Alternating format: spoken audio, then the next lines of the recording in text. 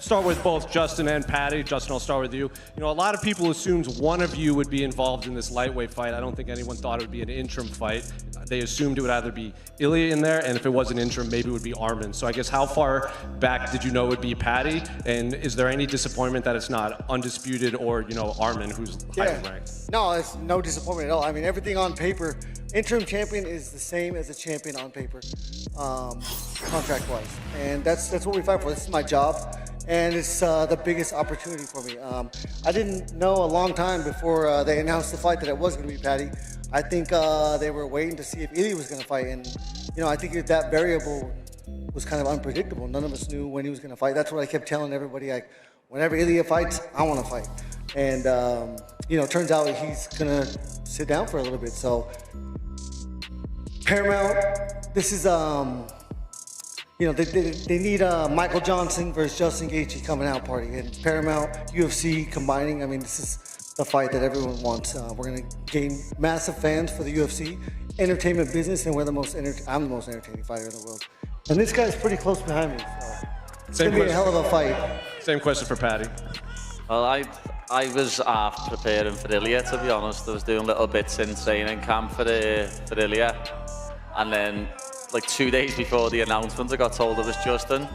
But it's a privilege to share the octagon with such a legend, and it's gonna be unbelievable to get in there with him. And as he said, until Ilya comes back, this is the real belt. People call it a fake belt all they want, but until Ilya comes back into the octagon, this is the belt. Me and him are fighting for the lightweight championship.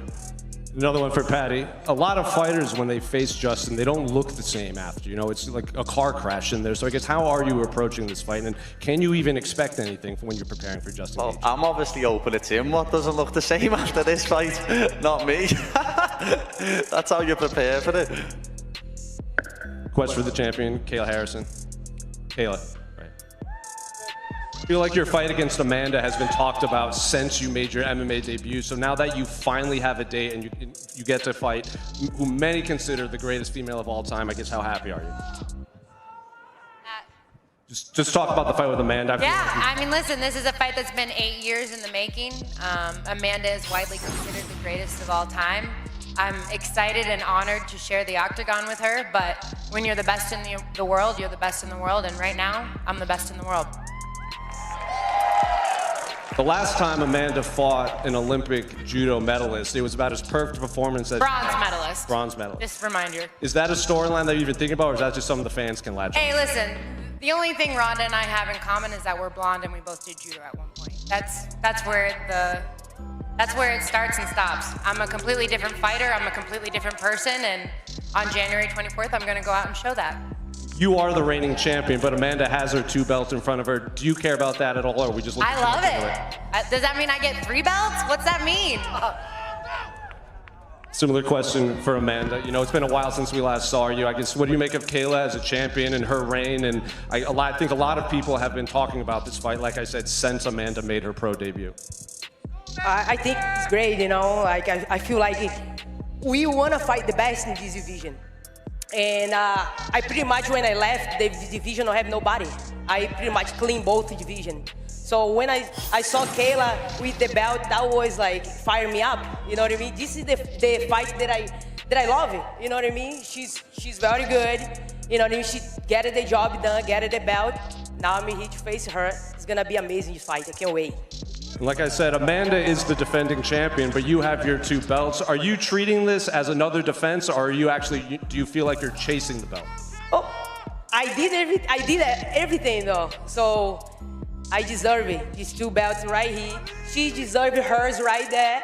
And January 24, we're gonna see each other, and we finally is gonna really see who is the real champion. And I'm gonna prove I'm ready to get my belt back. So I can't wait.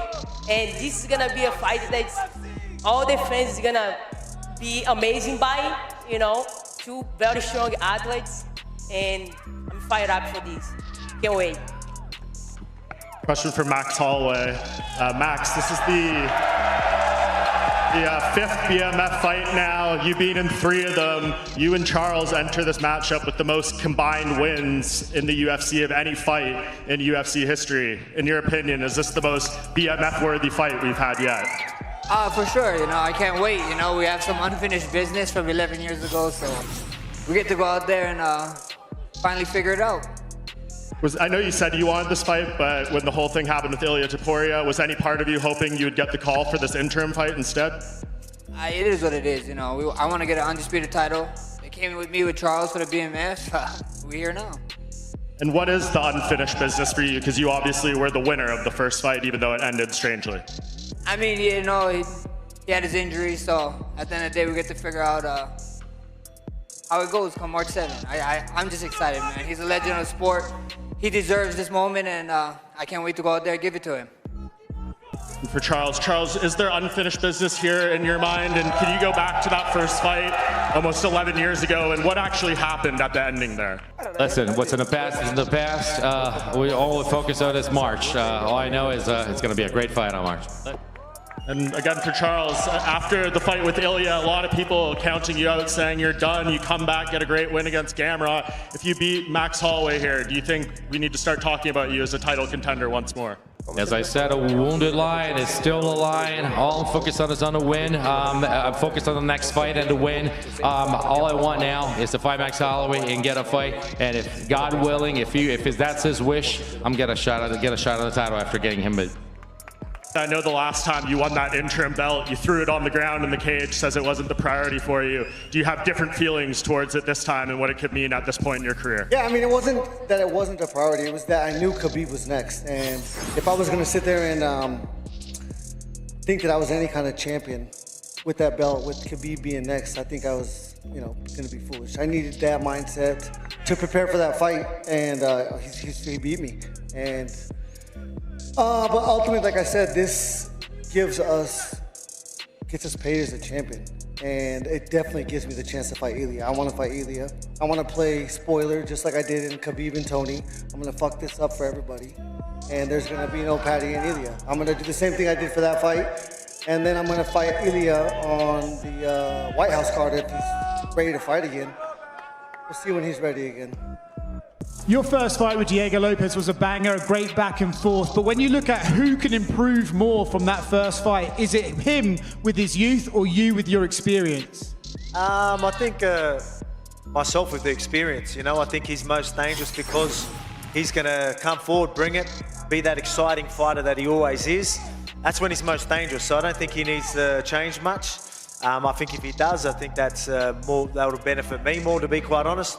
But I just think there's more ways of winning for me, especially. You know, I'm used to some rematches. It's probably going to be his first one. But again, he's a dangerous guy, exciting. So I cannot wait to just go out there and do our thing. Yeah. For you, you went into that first fight with a lot of questions around you, right? You had the Ilia knockout, the Islam knockout, but you went in there and you took his shots. Does that give you more confidence to go back in there and get in a firefight if you need to? Of course, you know, you have to expect that that's going to happen, right? Like you always go in there not wanting to get hit, right? Hit them and not get hit, but it's a fight game. There's a good chance you're going to get hit. And, you know, he does hit hard, but, you know, I showed that, you know, I still got the chin, so, you know, ready to go. And question for Diego. Diego, there are a few people who were a little bit surprised you were the one getting the title shot against Alex Volkanovski. What do you have to say to those critics, and how excited are you to get this opportunity from the UFC? Stop crying. It was a close fight the first time round, but Alex did come away the victor. How do you go out there and win this fight? What do you have to change? After this fight with Volka, I learned a lot about this fight. In April, it's like my first experience, 5 rounds, fight for the title main event. But now nothing's new for me. I think I have a lot of experience too. Like I know what I need to do for one fight. I believe in my team. I fix many things. Yeah, now I different guy for the next fight. Question for Sean O'Malley. Sean, I believe this is your first fight since 2022. That's a 3-round fight. Are you excited to maybe go out there and have a faster pace fight, or are you kind of missing the extra 10 minutes you can do to do more work? Love 3 rounds. I'd love to be the 3-round bantamweight champion of the world for the next few years. I'm good with 3 rounds. What do we make of Song Yadong as an opponent? You know, he's well-rounded, good striking, but do you believe this is a perfect opponent for you to remind everyone what the Sugar Show looks like? Yeah, absolutely. Young, experienced, explosive, very dangerous fight. But I do believe I'll put his lights out, and this is what I need. It's been too long, and I need to get back in the win column. And question for Song Yadong. Song, Sean O'Malley is still one of the biggest names in your division. Do you believe with Merab constantly looking for new contenders that a win over Sean can propel you into title contention right away? Of course, if I win Sean, I will get the title shot.